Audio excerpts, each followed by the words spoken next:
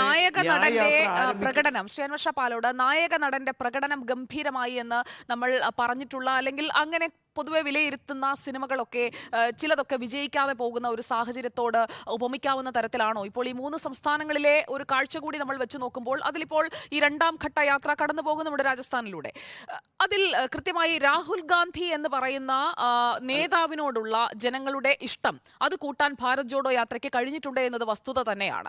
പക്ഷേ അത് പാർട്ടിക്ക് മൊത്തത്തിൽ ഒരു മാറ്റമുണ്ടാക്കാൻ പാർട്ടിയിലേക്ക് ജനങ്ങളെ അടുപ്പിക്കാൻ അത് വോട്ടാക്കി മാറ്റാൻ കഴിയാതെ പോകുന്നത് എന്തുകൊണ്ടായിരിക്കും? എവിടെയാണ് യഥാർത്ഥത്തിൽ ഒരു തിരുത്തൽ വേണ്ടത്? അടുത്ത യാത്രയിലേക്ക് കടക്കാൻ ഇനി ദിവസങ്ങളുണ്ട്. ആലോചിച്ചുറപ്പിച്ച് കോൺഗ്രസിന് ഈ യാത്ര കൊണ്ടുപോകാവുന്നതേ ഉള്ളൂ. ഇന്ത്യ മുന്നണിയിൽ ഒപ്പം നിൽക്കുന്നവരെന്ന നിലയിൽ എന്താണ് നിങ്ങളുടെ ഒരു സജഷൻ കോൺഗ്രസിനോട്?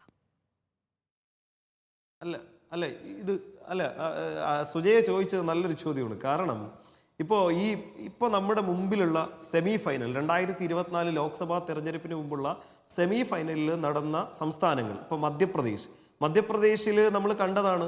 കോൺഗ്രസ് അവിടെ മറ്റുള്ള ഇപ്പൊ ഇന്ത്യ മുന്നണിയുടെ റാലി പോലും നടത്താനുള്ള സമ്മതം ചെയ്തിട്ടില്ലായിരുന്നു. അതുപോലെ തന്നെ അവിടെ ഈ സീറ്റ് വിഭജന തർക്കവുമായി ബന്ധപ്പെട്ട് ഇന്ത്യ മുന്നണിയിലെ സമാജ്വാദി പാർട്ടി BSP, നമുക്ക് ഇന്ത്യയിലെ പൊളിറ്റിക്കൽ ഹിസ്റ്ററി പഠിക്കുന്ന എല്ലാവർക്കും അറിയാം മധ്യപ്രദേശിൽ BSPക്ക് കൃത്യമായിട്ടുള്ള കോൺട്രിബ്യൂഷൻ ഉണ്ട്. കാരണം അതൊരു ഗോത്രവർഗ ആദിവാസി മേഖലയായിട്ടുള്ള ഒരു സ്റ്റേറ്റാണ് ഈ പറയുന്ന മധ്യപ്രദേശ്. അവിടെ ഒന്നും തന്നെ കോൺഗ്രസ് ഇന്ത്യ മുന്നണിക്കകത്തുള്ള മറ്റുള്ള കക്ഷികളെ പരിഗണിച്ചില്ല. നിങ്ങൾ രാജസ്ഥാനിൽ നോക്കൂ. രാജസ്ഥാനിൽ ബാന്ദ്ര എന്ന് പറയുന്ന മണ്ഡലത്തിൽ CPM കഴിഞ്ഞേന് വിജയിച്ചൊരു മണ്ഡലമാണ്. ആ മണ്ഡലത്തിൽ ഇത്തവണ കോൺഗ്രസ് CPMന് പിന്തുണ കൊടുക്കാതെ CPMോട് രണ്ടാമത് പിന്തള്ളപ്പെട്ടു. BJP അവിടെ ജയിച്ചേ.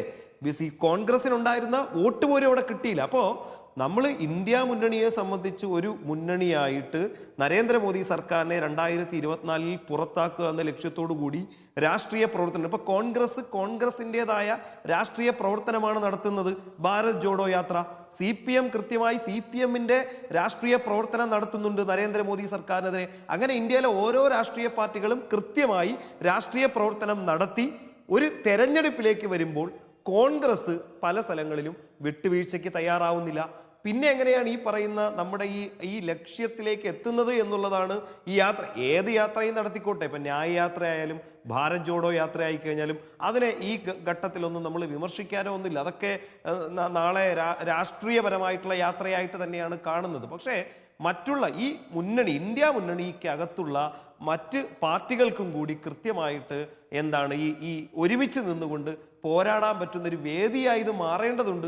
അത് അല്ലാതെ ഈ പറയുന്ന തെരഞ്ഞെടുപ്പ് വരുന്ന സമയത്ത് ഞാനാണ് വലിയേട്ടൻ, മറ്റുള്ള പാർട്ടികൾക്കൊന്നും തന്നെ ഇന്ത്യയിൽ നിങ്ങൾ ഒരു സംസ്ഥാനത്തല്ലേ ഉള്ളൂ, നിങ്ങൾ ഉത്തർപ്രദേശിലല്ലേ ഉള്ളൂ, നിങ്ങൾ ബീഹാറിലല്ലേ ഉള്ളൂ, അല്ലെങ്കിൽ നിങ്ങൾ തമിഴ്നാട്ടിലല്ലേ ഉള്ളൂ, ഞങ്ങളാണ് ഇന്ത്യ മുഴുവനുള്ള പാർട്ടി എന്ന് പറഞ്ഞ് മറ്റുള്ള പാർട്ടികളെ മാറ്റി നിർത്തിക്കഴിഞ്ഞാൽ ഒരിക്കലും ഈ ഒരു ലക്ഷ്യത്തിലേക്ക് എത്തില്ല.